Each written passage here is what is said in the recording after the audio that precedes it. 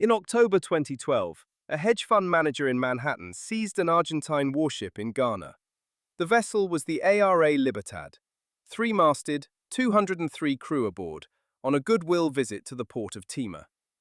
The court order arrived from a New York judge, and a country that called itself sovereign suddenly couldn't sail its own navy home.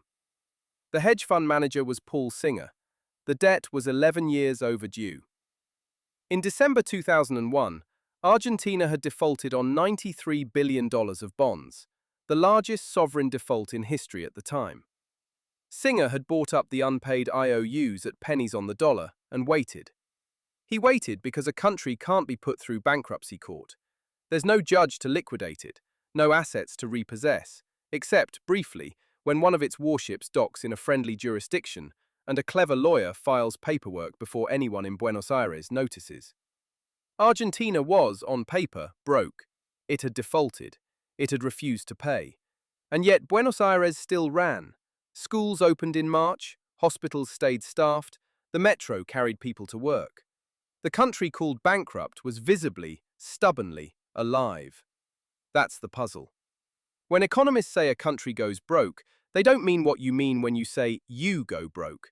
They mean something stranger, and once you see it, the entire conversation about national debt looks different. The first lie about national debt is that it works like household debt. You hear it from politicians constantly. We're maxing out the national credit card. The analogy's intuitive. It's also wrong by a margin that turns the whole conversation upside down. A household borrows money it can't make. You can't print pounds in your kitchen. If you owe 10,000 and have nothing, eventually a court takes your car, and a bailiff knocks on your door, and the system has clean, ugly mechanisms for ending you financially. A government with its own currency borrows money it can make. The same treasury that owes the debt also runs the central bank that issues the money. When the bill comes due, the institution that prints the pounds and the institution that owes the pounds pass them between each other across the same building. That isn't an analogy. The Bank of England in 2009 bought £375 billion of UK government debt by typing the numbers into its own balance sheet. The pound it created didn't come from anywhere, it came from a keyboard. Strip the household analogy and the question changes. It isn't, can Britain afford its debts? It always can, in pounds. It's, what happens to the pound when it has to? The pound is where the cost actually lives. So how does a country pay a debt it can't afford? It doesn't earn the money. It doesn't borrow it. It creates it. Picture a £1,000 government bond issued in 2010, bought by a pension fund, due in 2030. When 2030 arrives, the Treasury owes the fund £1,000 plus interest. If tax revenue's short, the Treasury asks the Bank of England to credit its account, and the bank credits it. No money was earned, no money was saved. The pounds simply appeared on a screen. Britain can do this with pounds. America can do this with dollars. Japan has done it for decades. Its national debt is more than twice the size of its economy, and the yen still trades, the bonds still sell, Tokyo still functions. This is what economists call monetary sovereignty. The phrase sounds technical and almost meaningless. The reality? The government that owes the debt and the institution that prints the money sit in the same building, with adjoining offices, and neither is going to refuse the other's call. You've never voted on this. Most economists don't even discuss it openly because it sounds, frankly, deranged. But it's how every country with its own currency has met its debts since 1971, and it explains why none of them, in pounds or dollars or yen, has ever truly defaulted on a domestic creditor. If a government can always pay its bills by printing, why doesn't it just print enough to cancel every debt and hand everyone £1 million? Because the second pound dilutes the first, and the third dilutes the second, and the diluting doesn't stop. Print twice the money chasing the same loaves of bread, and bread doubles. Print 10 times, and bread costs 10 times. The debt gets paid in pounds, but every pound buys less. The Treasury wins on the ledger, and the saver loses on the shelf. Germany, 1923. A loaf of bread cost 200 billion marks, and people burned banknotes for heat because the paper was worth more as fuel than as money.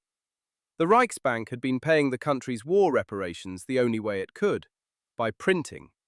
That's the catch the household analogy hides. A country with its own currency can't run out of money. It can run out of money's value. The second failure looks from the inside exactly like the first.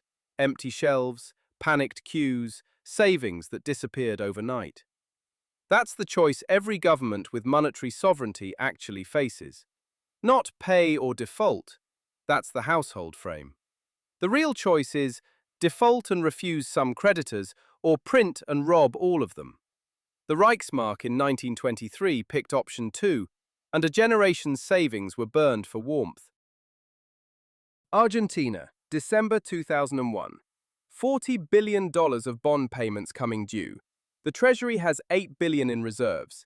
President Adolfo Rodriguez Sá stands before Congress on the 23rd and announces, to applause, that the country will not pay.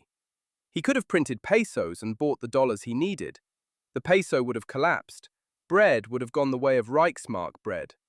Instead, Argentina chose the other door. Refuse the foreign creditors, keep the peso roughly intact, take the international hit. Both options destroyed something. The default cost Argentina access to bond markets for 15 years.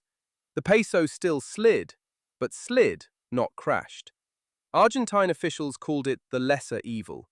The bondholders in New York called it theft. They were both right. Sovereign default is exactly this. Not the moment a country runs out of money, but the moment it chooses which group to harm. Its own savers or its foreign lenders. Default isn't bankruptcy. It's a political decision dressed up in financial language. The bondholders had a remedy in theory. Sue the Republic of Argentina in New York federal court. Some did. They won judgments worth billions and couldn't collect a peso. No bailiff in The Hague can knock on the door of the Casa Rosada. That's why Paul Singer needed a warship. But what if you don't have your own currency? What if your debts are denominated in someone else's money? Greece in 2010 owed 300 billion euros. Greece doesn't print euros. The European Central Bank in Frankfurt does, and Frankfurt was not in the mood. Athens couldn't credit its own treasury account. Athens had become, in monetary terms, something more like Ohio than Britain. The bill arrived. Greece couldn't print the money to pay it. The choice Argentina had, print or default, was no longer a choice. Greece could only default, restructure, beg the IMF, or accept whatever Brussels would lend it. And Brussels lent it austerity. Athens' unemployment hit 28%. Pensions were cut by half. The economy shrank by a quarter, a peacetime collapse on a scale the Eurozone had never seen.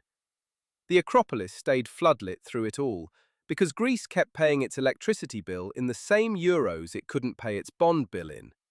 Joining the euro had been sold as joining a club.